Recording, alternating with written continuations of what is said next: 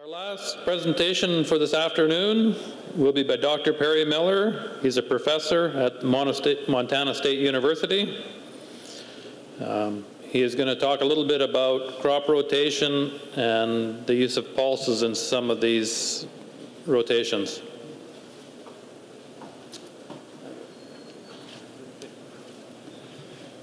Thank you. Is my sound on yet? Can you hear me? Great. I sure appreciate the invitation, the opportunity to come to Medicine Hat. I think it's been about 6 years since I've been here. And I do know that I'm all that's standing between you and a cold beer, so we'll try not to drag this out. I'm going to talk a little bit about energy, and it's going to, maybe I'm tipping my hat here a little bit, it's going to involve pulse crops quite a bit. And that's a picture of wheat and lentil. I got a mouse here somewhere, right? Wheat, lentil, wheat, lentil, wheat, lentil, for as far as you can see. That's with the Bear Paw Mountains in the background.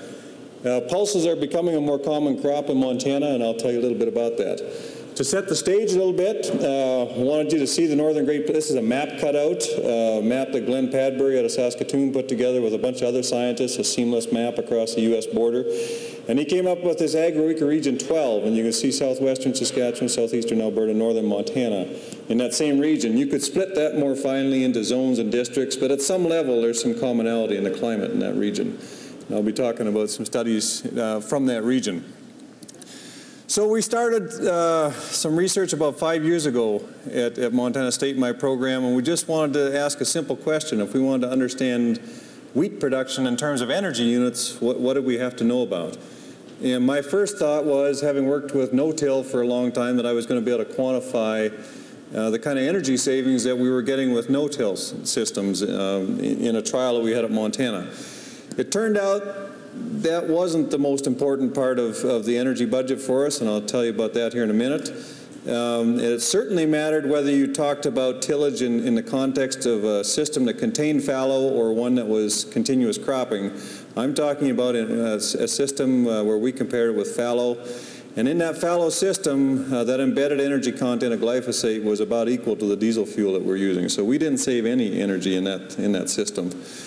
And this is I've got this slide pushed over to the edge because I just want to show you two systems in one study. These bars on the left with the black in them, that's our tilled fallow system, so it's a long-term tilled fallow system. These other three bars are a chem fallow, or a no-till fallow wheat system at 3 different nitrogen rates: 0, a half recommended rate, and a full recommended rate. And you can, this black box here is the amount of energy associated with the diesel fuel in that tilled fallow system. This red box is the amount associated primarily with glyphosate in that chem fallow system. You see they're about the same size. But that's kind of beside the point, isn't it? Because what's going on in the green? That's obviously where all our energy is at, and that's nitrogen fertilizer. In this study, nitrogen fertilizer was accounting for more than 70% of our energy budget in growing wheat, up to 80% in some of our systems. So it really quickly became all about nitrogen, and I worked with pulse crops a lot. Well, that presented an opportunity to have another look at pulses from a different angle. This is early on we came across this study. This is from a national study of energy use in U.S. Wheat production. And this big blue chunk here is the amount of energy associated with nitrogen fertilizer. Here's fuel here, diesel and gasoline, seed, phosphorus fertilizer, and everything else is about another 10%. But that big chunk was nitrogen, almost half. And maybe I should have known that at the outset, but I didn't. I was surprised that it was that big. So what can we do about nitrogen? We could try to reduce rates. Maybe that would do something favorable in terms of an energy budget. We've played around with that a little bit, and every time we reduce rates and get average to above average rainfall, which it sounds like we're going to get for the next 60 years, we leave some serious protein behind. We leave some money behind. So it hasn't been it's not a very simple solution. A better solution is probably to build up soil nitrogen and to use legume crops to do that. And the reason I say this is a better solution is because that soil nitrogen mineralization process tends to move with the weather. So if we got a wetter year, we get more mineralization. If we get a drier year, we get less mineralization. And that ties directly to nitrogen supply. So maybe then we could back off on nitrogen fertilizer. So that's what we started looking at. One of the first things we did was do a survey of 14 farms in Montana, all in northern Montana. And this just happens to be a slide that one of the producers was able to give to us of a slide up near Wolf Point, Montana, spring wheat production. He had had a field that had been in spring wheat on the left here the previous year and peas on the right. Yeah. And it combined that whole field into a spring wheat field, and I think in about 2008, if I remember right. And the yield difference, 17 bushels the acre on that wheat on wheat versus 23 bushels the acre on the wheat on peas. Big yield, I mean, those aren't big yields, but as a percentage, that's big. That's over 30%. Some test weight issues on the continuous wheat. That probably doesn't matter as much as you might think. A little better protein, but certainly not enough to make up for the yield loss on that side. That resulted in a study, and I'll show you just a couple slides from that, or a paper that we just published in the Journal of Sustainable Ag on pulse crops and how they improve energy intensity. That's the reference there, and I'd be glad to send it to you if anybody's got an interest in that paper. It was written by a brilliant PhD student I had, Mac Burgess. Now, this is one of the summary slides from that paper. We've got two things going on here. We've got the first-year crops, which are either the wheat crop or the pulse crop on these, and this is averaged across 14 Montana farms. It was mostly spring wheat, but there was a couple of winter wheat fields in there, and it was mostly peas, but I think there was about 3 or 4 lentil crops in there that are averaged in there. And then we looked at the second year, wheat after wheat, wheat after pulse. Well, there's different metrics that you can use to measure energy use. This one is input energy, or it gives you an idea of the intensity that's going on. We've got a lot more energy tied up in nitrogen here with the wheat production. Obviously, almost none with the peas. That's just what was there in the ammonium phosphate. What we expected to see over here was a big reduction in the nitrogen fertilizer coming off of the pulse crop, and or coming behind the pulse crop. We didn't really see that. In these 14 farms, most of the guys weren't adjusting their nitrogen rates at all after a pulse crop. A few were. I think the average was about 13 pounds was all they were doing. And I guess I want to just take a minute here and find out where you guys are at with this nitrogen credit business. How many guys here grow pulse crops in this room? That's quite a few hands. How many of you guys that are growing pulse crops reduce nitrogen to account for something associated with that pulse crop providing nitrogen the next year? See, 1 or 2 hands. I got the same reaction in Montana. I think in a room of about 150 producers a year ago, I had about 3 hands go up. And I'm surprised by that. Because we know these things are fixing nitrogen, so why aren't you guys adjusting your nitrogen rates accordingly? I'm just going to pick your brain here a little bit. I'll show a couple lines of evidence here that I've got from Bozeman. This is a long-term study in Bozeman, and these slides here are of winter wheat yield. The black bars are winter wheat yield on canola stubble, and the green bars are winter wheat yield on pea stubble, and you can see a 28% average greater yield on that pea stubble compared to the canola stubble. 5 different situations where I was able to measure that.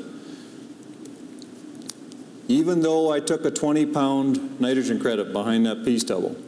So I fertilized that, I measured soil nitrate on both of them, dropped or backed off 20 pounds on that pea stubble, and still got 28% greater yield. Another example with spring wheat, same location, 4 different situations. These happen to all be from 2 different studies in 2010, comparing flax stubble versus pea stubble now. Same deal, 22% higher yield on the pea stubble, despite taking that 20-pound nitrogen credit. So I'm getting more yield while I'm backing off on nitrogen. This is a long-term study. This is about, I'll show you some more data from here in a minute. So there might be some things going on here in the long term. But if you're rotating peas and wheat over a long term, I'm guaranteeing you, well, I won't guarantee, I will guarantee you, in a long term, you're going to see some soil nitrogen release there that you don't see in a short term. Can you make a pulse credit disappear? Yeah, you can. I think so. This is some work from Hugh Becky and Stu Brandt, kind of a classic piece of work looking at nitrogen versus non-nitrogen rotational benefits. This is across the bottom. There's 5 different nitrogen rates, including the 0. barley yield on the y-axis, and then 3 crop stubbles, wheat in the red, canola in the yellow, pea in the green. And what they were showing in this paper was that there was a non-nitrogen benefit to growing barley on canola stubble. It resulted about 15 bushels to the acre, and that yield increase was not related to nitrogen, right? That 15 bushels stayed there the same no matter what nitrogen rate you use. However, with the peas, you could get another 15 bushels of yield at low fertilizer rates, but as you moved up and made nitrogen less limiting, that nitrogen rate or that nitrogen rotational benefit started to shrink. I think you can make a rotational benefit disappear by over-fertilizing. I'm just going to leave that with you to think about. Back to this energy analysis, back to that same paper. Here's a couple of parameters that we wanted to look at. One was energy intensity. This was just asking the question how much energy it takes to grow these crops. So this is how many megajoules to grow a kilogram of these crops. Year 1, we had 3 different crops to look at, pea, lentil, and wheat. And the only one that was significantly different than wheat was pea. In this case, a lower number is better, as it takes less energy to grow that crop. So peas were significantly lower than wheat in that situation. Here's the part that we were interested in, though, was this year 2. We got wheat after wheat on the left versus wheat after pulse on the right, and there was significantly less energy required to grow that wheat after the pulse crop. And when we started this study or did this survey, we expected to see some energy savings, but we thought they would be associated with how much guys were backing off on nitrogen fertilizer, so reduced nitrogen fertilizer application. Instead, it turned out to be a lot more about the yield benefit that we were getting on that pea stubble versus the wheat stubble. So this yield benefit, this improvement in productivity was much, much larger than, in terms of energetics, that was a much more dominant feature than the nitrogen savings that we were getting. I like to look at net energy yield. There's limitations to every one of these parameters, but net energy yield just asks how much energy output you're getting for input. Again, amongst those first year 1 crops, the pea was significantly higher than wheat. Again, because it 2 reasons. One, it didn't need any nitrogen fertilizer, so it didn't have much for energy input, and it was yielding as well or better than spring wheat in this region, so it was really doing well. And there's that same feature in year 2. That reason that the wheat after the pulse is so much higher is we just were getting a lot more productivity behind that pulse stubble. Okay, so that's all well and good. If I can grow peas in a system, I can do something that's pretty energetically favorable, but what if I've got an area where I can't grow peas? And it turns out maybe we have that in Montana, or at least so far we do. This is called the Golden Triangle of Montana. It's bounded by about Great Falls on the south, up through Havre on the northeast, and over past Shelby on the northwest side. Still a lot of fallow in this area, very little pulses.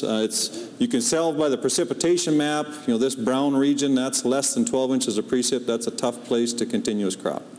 And it's been a tough place to continuous crop. If you're in the yellow, at least you're getting over 12 inches. Most of the pulses are grown in the state in these 4 counties over in this corner. They've got a little better rainfall.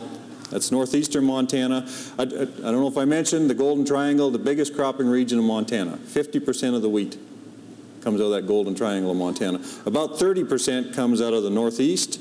It's still fairly dry, but that rainfall is a little bit further out into May and June, so it's better timed, and there's a lot of pulse production. There's a lot of guys who have made a lot of money the last 5 years growing pulses in this part of the world. It's ridiculous. And then I'm down here in Gallatin Valley is where Bozeman's at, and we got access to just about every climate you want, but our climate is actually a pretty wet winter and a dry summer. So I'm going to make an argument about summer fallow in Montana and what we're thinking about. This is an aggregate slide of the summer fallow area in 2 provinces of the Northern Plains, Alberta and Saskatchewan, and 4 states, Montana, North Dakota, South Dakota, and Wyoming, from 1926 to 2007. And you have no idea how long it took to put this figure together. It took a lot of research, a lot of time at the library to dig out all these numbers, but I put this slide together, and it's in a review article with some other authors here. Peaked in 1971 and has actually gone below 10,000 acres, except for years where we've had a lot of flooding that prevented planting. So summer fallow is disappearing, and you probably know that from your own backyard, and there's a number of reasons why that's happening. Over the course of time, maybe even irrigation is part of that reason. In that area of northeastern Montana where I said we're growing a lot of pulse crops, here's what's happening. Fallow is in sharp decline, just like that region-wide image. Pulse crops are just about a mirror image going the other way. They're replacing that fallow, and that's a positive thing economically, positive for soil. There's the triangle. 1998 to 2010, not even a blip in terms of fallow reduction.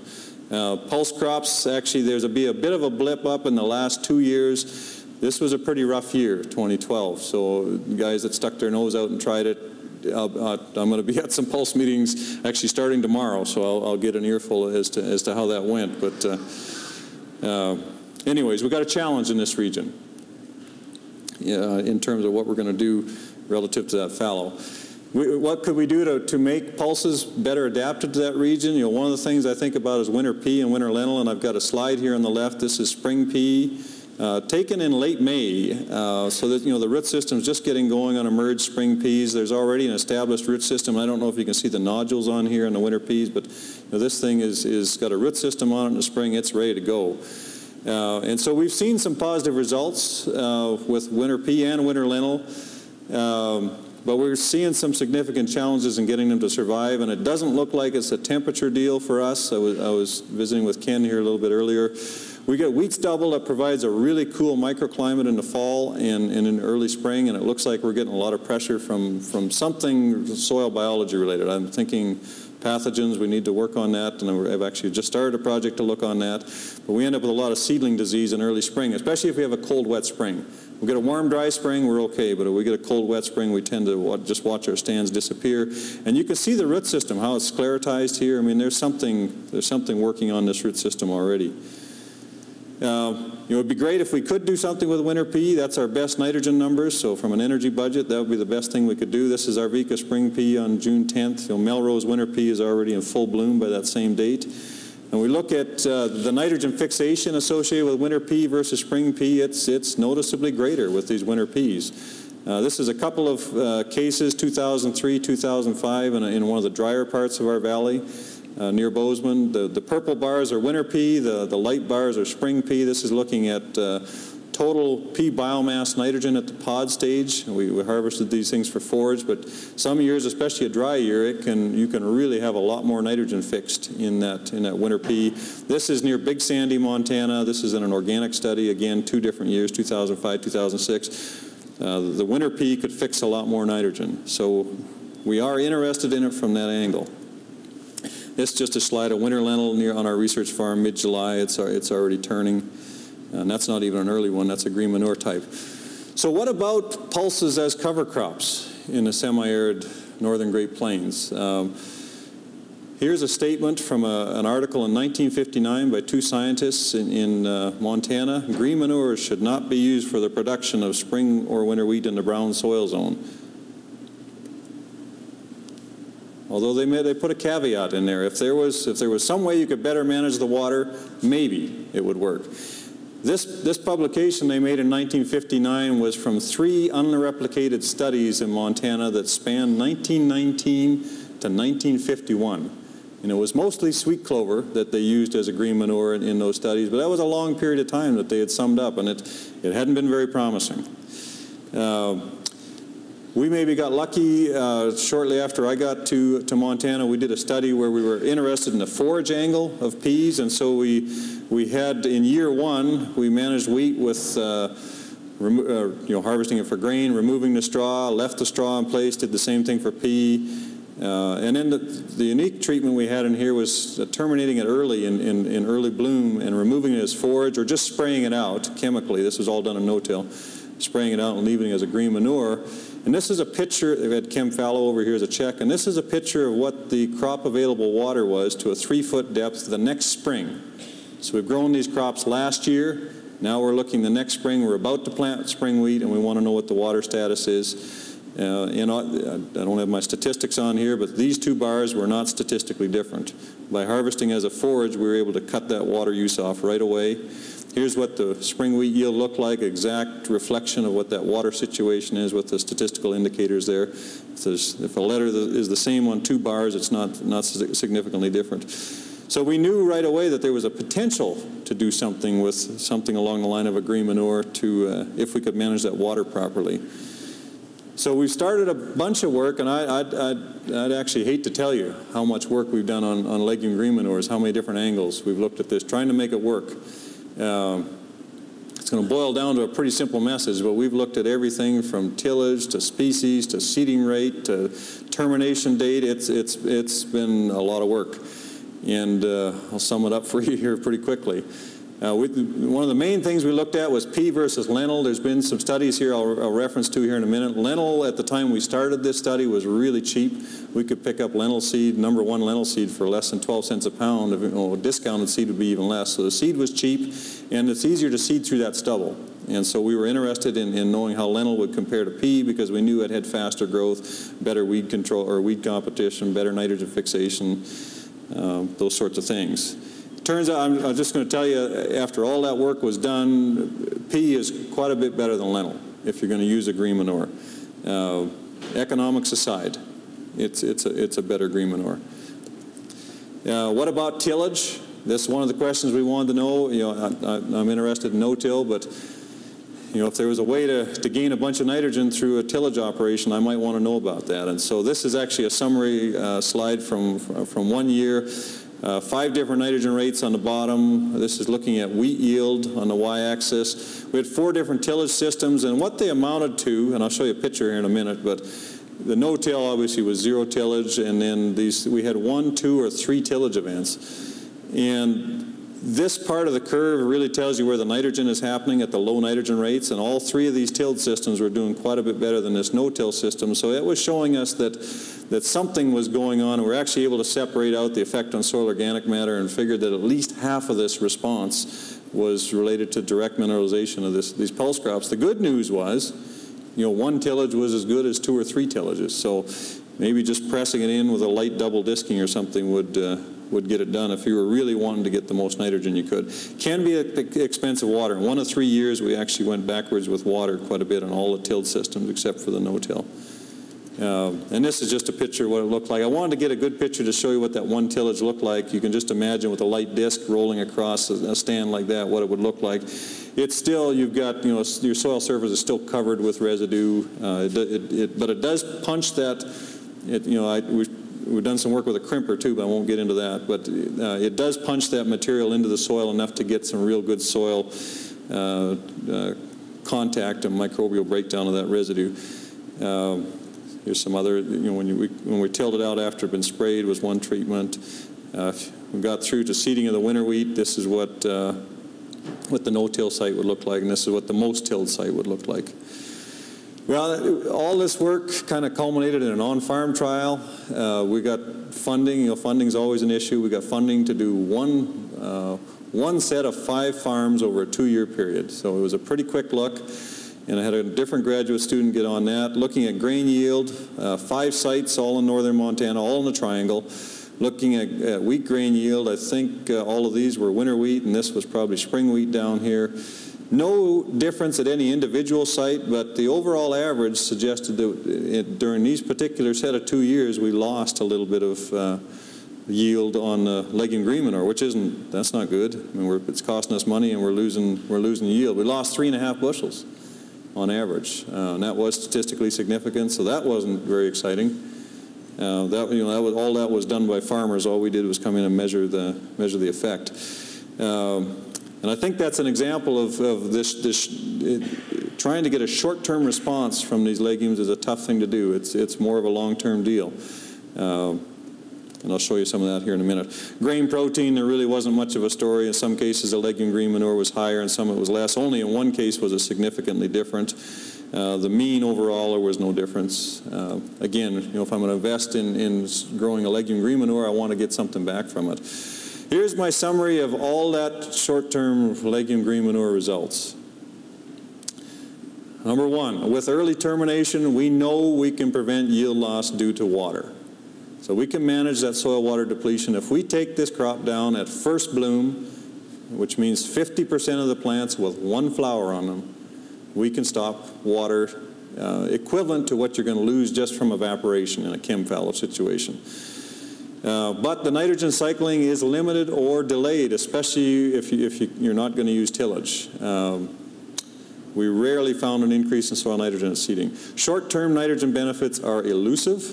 Winter pea has been the exception, but its survival has been elusive. So we've had some years where we've got some good survival of winter pea and some years where it hasn't. So I wouldn't want to be reliant on it. And the economics are, at best, are marginal and totally dependent on finding a low-cost seed. So you can find somebody who's got a bin full of mixed green and yellow peas or something, that's your best bet, because they're probably not going to charge you very much for it. But short-term wasn't very promising. So long-term, I want to show you some data here. There's a couple of studies that have actually, and I meant to ask Bob Blackshaw about this, because I don't know if there is a long-term study in Lethbridge. I know of only two others in the Northern Plains. One is at Swift Current, and one is in northeastern Montana, run by the USDA Center there at Freud, Montana. Both of those studies use tillage, and both use lentils as a green manure in their system. And both saw some pretty profound differences in their soil nitrogen pool at about the 6-year mark. In the case of Swift Current, that meant lentil had been grown twice, because they were in a 3-year rotation, and at Freud they were growing lentils every other year. So that was 3 times that lentils had appeared, and all of a sudden nitrogen was starting to perform a lot better, or they were seeing much higher nitrogen release out of that soil. We did a trial at Bozeman. I'm going to show you some data from using, so what we did different is peas versus lentils. I know from that short-term work that peas do a better job of fixing nitrogen than lentils. And it turns out they're not the big problem to seed through if you manage them properly that I was warned about. And I did it in no-till. This is a good summary slide from Swift Current. Bob Zentner put a paper out in 2004. This is from 1988 to 1999. And up until this time, pretty universally known that you could not make money growing a green manure. Not possible. They did it. In this second 6-year cycle, they made a management change where they started terminating this lentil just a little bit earlier to save some water, tipped the water balance. I think what they also didn't realize is there was something cumulative going on with the soil nitrogen. That kicked in about then, and all of a sudden 3 out of 6 years, they made more money growing the green manure than they did just with a conventional fallow system. Remember, this is under tilled fallow in this particular case. The other 3 years, there was no difference. That was an economic wow moment. That was the first time anybody showed you could make money growing green manure in the Northern Plains. Turned out the study at Freud was about the same thing, about the same time, and neither one even knew the other study was going on, but they were just strikingly similar in their management and reached the same conclusion about the 6-year mark. This is our study here. We call it the greenhouse gas rotation study because we're measuring soil carbon and nitrous oxide and things like that. But we're also just tracking soil nitrogen and crop yields and proteins and that sort of thing. 9 different systems in here. Some of this stubble is actually CRP. We've got some perennial vegetation that we measure carbon in. I think this is probably an organic plot here. I'm not going to tell you much about organics. That was another thing we wanted to get into with this energetics. It turned out that there's just too many apples and oranges things trying to compare organics to no-till in a fair way, so we gave up on that after a good try. So in this study, I just showed you a picture of 7 systems that I'll tell you about. There's that tilled fallow system, the chem fallow system. I already told you, I showed you a previous slide on those. We had a continuous wheat system, an oilseed wheat system. Flax was the crop, preceding spring wheat in this case. Spring pea, spring wheat, and a pea grown for forage, and pea grown for manure. We're about to plant the spring wheat in here, measuring soil nitrate, anywhere from 50 to over 70 pounds in this pea manure over here. These were not statistically different, but when we're making our nitrogen or setting our nitrogen fertilizer rates for this spring wheat crop, I just take these values at their face value. So if this says there's 50 pounds, I account for that, or I subtract that 50 pounds off the budget and fertilize accordingly. Same here. If this says there's 73 pounds, I subtract out 73 pounds, fertilize accordingly. Even though there was enough variation that we couldn't really say these were significantly different at this stage. That resulted in some yields. These are the same systems, same 7 systems across the bottom, managed at both the full recommended rate of nitrogen and a half rate of recommended nitrogen. In Montana, or in this study, I'm going to say the full rate was 3 pounds of nitrogen per bushel of targeted yield. So that's I'm going to account for soil nitrate, I'm going to account for a pulse credit if there is one, and then the rest is going to be fertilizer.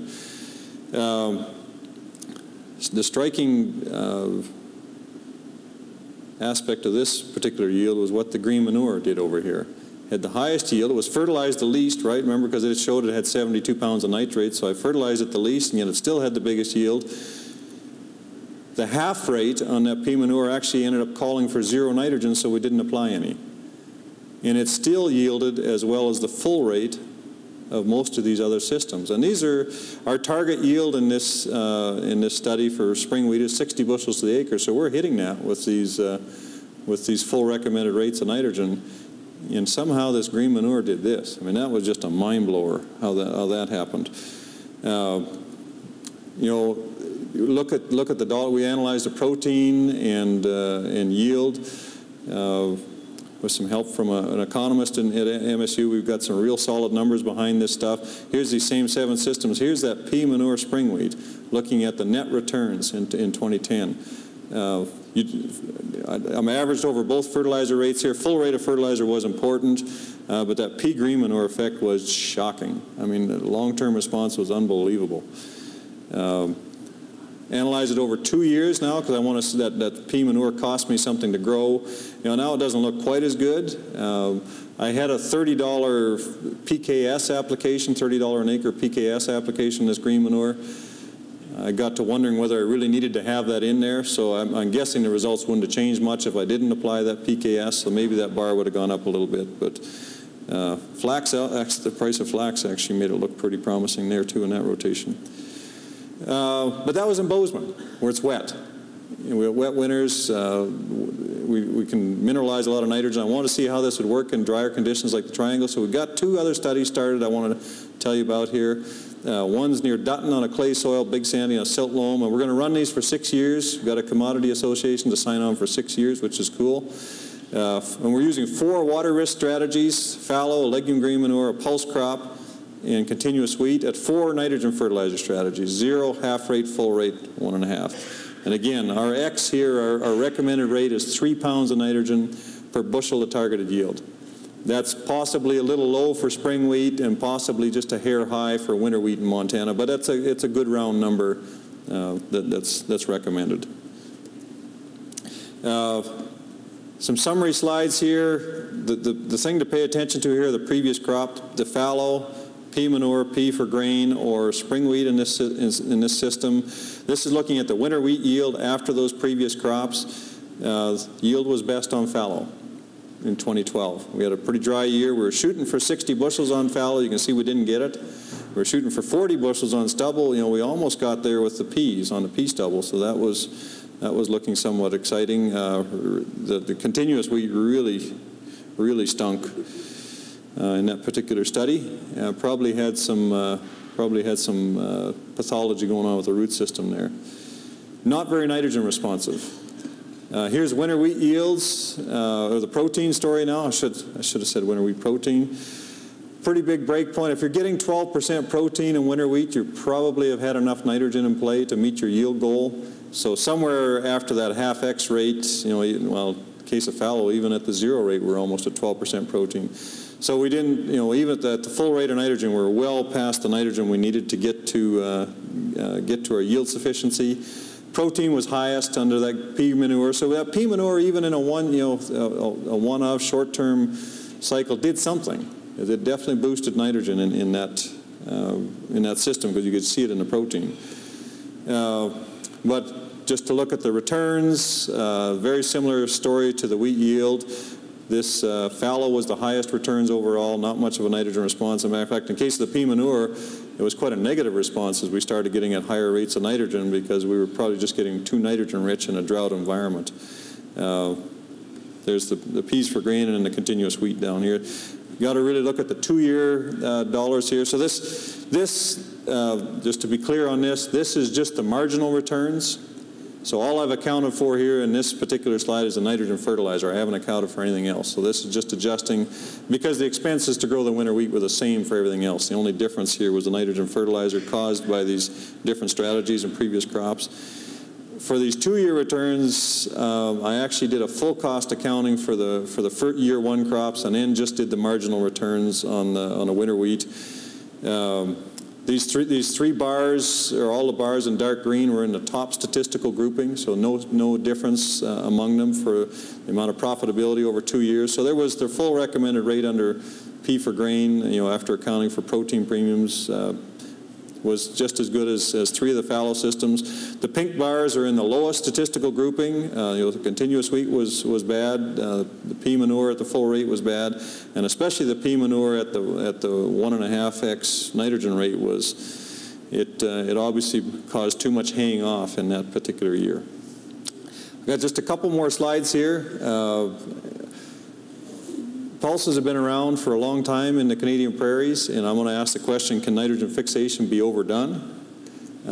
This was a figure that Con Campbell put out in 1993, early on in a study where they had continuous wheat, wheat lentil, and wheat fallow. And this area in black here was the leaching line. This is the rooting depth of wheat here at 4 feet. And in this area in black below 4 feet was the amount of nitrate leaching they were measuring under that fallow wheat system. The continuous wheat lentil and the continuous wheat, there wasn't nearly as much leaching going on below that rooting zone of wheat, but boy, that fallow system, wow. And this is a pretty common thing to see a bulge of nitrate below the 3-foot level or 4-foot level. I punched a lot of cores in Montana and Saskatchewan. We almost always hit a bulge of nitrate at some point anywhere there's been any history of fallow. But you can look at this same study, the wheat, and what I've done here to just kind of make it simpler to view is taken the soil nitrate that's been measured every year under the wheat lentil system and subtracted out the continuous wheat system from 1985 to 2005 at Swift Current in that old rotation study. And this is, Con Campbell just published this. I was trying to, he's published a damn many papers. I couldn't find the exact one to reference here, but he has published it because I've seen it. But the guy's got about 150 papers, so it's hard to find the right one sometimes. Top 2 feet over this 21-year period averaged 22 kilograms greater soil nitrate under that wheat lentil system than continuous wheat. Varied from 0 to 60, actually slightly negative, I think, in 1 year, in any given year. But here was the interesting part. This is the 3rd and 4th feet. So the red bars are what's going on below 2 feet. And looks like it's a pretty strong trend with time to be building up nitrate in that long-term wheat lentil system. Now this is a system where they're growing lentil every other year for 20 years. Actually in this case it was more than that because they started in 1979. But as much as 100 kilograms of nitrate stranded in that 3rd and 4th foot. If you've got a water table there anywhere near, that's probably an issue for somebody. So something that probably needs to be looked at. Just going to wrap up by saying, I spent a lot of time talking about the bioenergy role, and it's, I could have summed it up by just saying it's all about the nitrogen fertilizer. And when it comes to pulse crops rotating with cereal crops, whatever yield benefit they're producing seems to be more important than whatever nitrogen fertilizer savings we're getting out of that. And I showed you an on-farm study. We've actually got some long-term plot studies at Bozeman that show the same thing. And then I'm just going to throw this out here that we've been growing these pulses for a long time.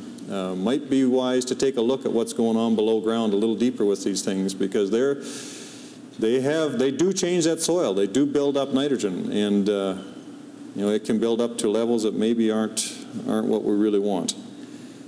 Thank you for your attention, and I'll take any questions if there are any.